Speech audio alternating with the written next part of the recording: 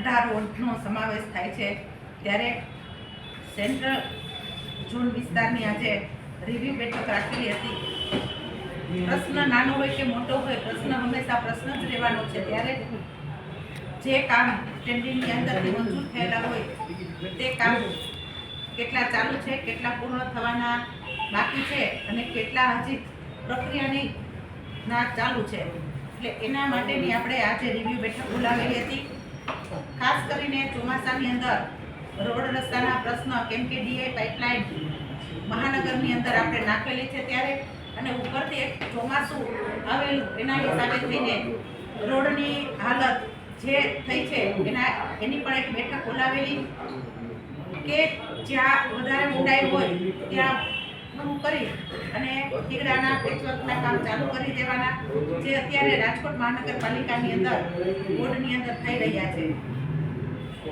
બેન, અધિકારીઓને ચોક્કસપણે સૂચના આપવામાં આવશે કડક કે કઈ રીતે?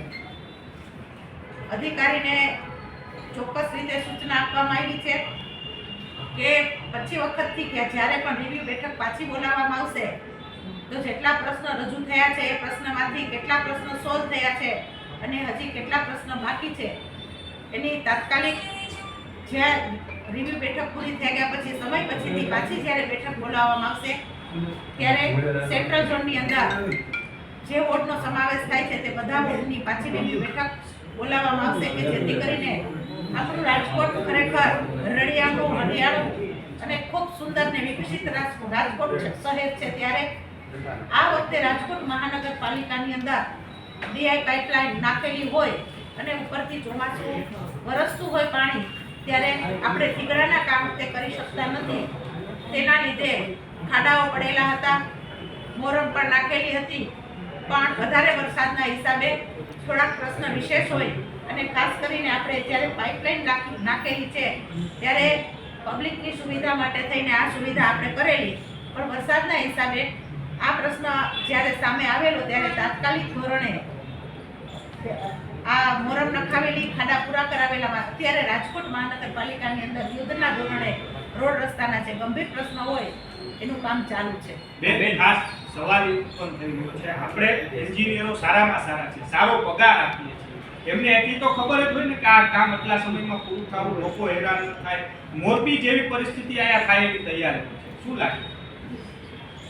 જ્યારે આ કામ ડીઆઈ પાઇપલાઇનનું નાખવાનું ચાલુ કર્યું હતું, પણ ચોમાસાની ઋતુ છે એ જૂન મહિનાની અંદર બેસતી હોય છે કે 15 જૂનની આસપાસ વરસાદ આવતો હોય, પણ આ વખતે મે મહિનામાં એટલે કે 1.5 મહિનો અગાઉ વરસાદ આવી ગયો, પાઇપલાઇન નખાઈ ગયેલી હતી અને જે પેચવર્ક ડામરના કરવાના બાકી હતા અને વરસાદના લીધે એ કામ થઈ શક્યું નથી. બેન, આપણી આગળ તો આધુનિક કોન્ટ્રાક્ટરો છે, ચાલુ વરસાદે ડામર કરતા હોય છે. ફિલ્ડની અંદર પણ અધિકારીઓ જતા હોય છે, એન્જિનિયરો પણ જતા હોય છે, એટલે યુદ્ધના ધોરણે અત્યારે વરસાદ નથી એટલે યુદ્ધના ધોરણે અત્યારે ખાડા પૂરવાનું કામ ચાલુ છે. બેન, પ્રી મોન્સૂન કામગીરી પાછળ કેટલા રૂપિયા થઈ છે? એનો જવાબ અત્યારે હું નહીં આપી શકું, કેમ કે આંકડાકીય માહિતી છે એ માહિતી આપણે અધિકારી પાસેથી લેવાની થતી હોય અને સચોટ અને ચોખ્ખી માહિતી આપવી હોય તો આપણે અધિકારી પાસે કેટલાનું કામ પ્રી મોન્સૂનનું મંજૂર કરેલું છે એ માહિતી આપણને ત્યાંથી મળી શકશે. ઓકે.